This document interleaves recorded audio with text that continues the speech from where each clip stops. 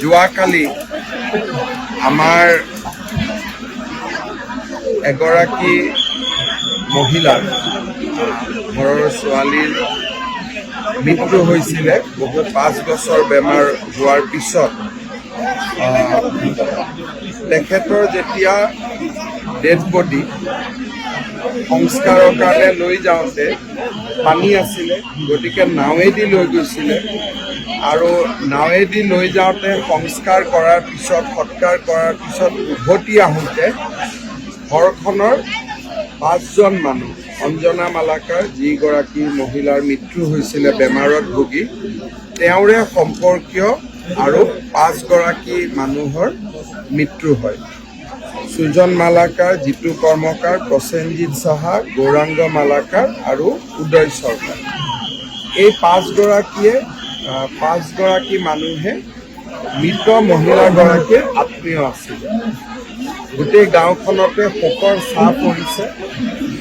মই আৰু মন্ত্ৰী অশোক সিংহাল আমি ইয়াত আহিলোঁ, শোক সন্তপ্ত পৰিয়ালবৰ্গক সমবেদনা জনালোঁ আৰু তেওঁলোকৰ দুখৰ সমভাগী হ'বৰ বাবে চেষ্টা কৰিছোঁ, সান্তনা দিছোঁ। কিন্তু ভগৱানৰ বা নিয়তিৰ লগত যুঁজাৰ সাহস আমাৰ কাৰোৱে নাই।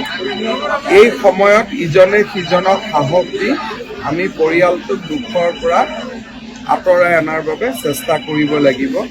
মই গাঁৱৰ ৰাইজকো অনুৰোধ কৰিম যাতে পৰিয়ালটোক সাহস দিয়ে, সম্পৰ্কীয় লোকসকলেও সাহস দিয়ে যাতে পৰিয়ালটো দুখৰ পৰা ওলাই আহিব পাৰে। আমি চৰকাৰৰ পৰা নিহত হোৱা প্ৰতিগৰাকী ব্যক্তিলৈকে 4 লাখ টকাকৈ আৰ্থিক সাহায্য আগবঢ়াইছোঁ। আমাৰ ইয়াতে পৰিয়ালটোৰ যিটো অৱস্থা বৰ্তমান, ঘৰত বেমাৰ আজাৰো আছে, পৰিয়ালটোৰ চলাৰো ৰাস্তা নাই।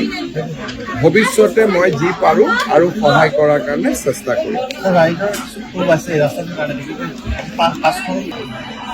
ভগৱানৰ বা নিয়তিৰ লগত যুঁজাৰ সাহস আমাৰ কাৰোৱে নাই।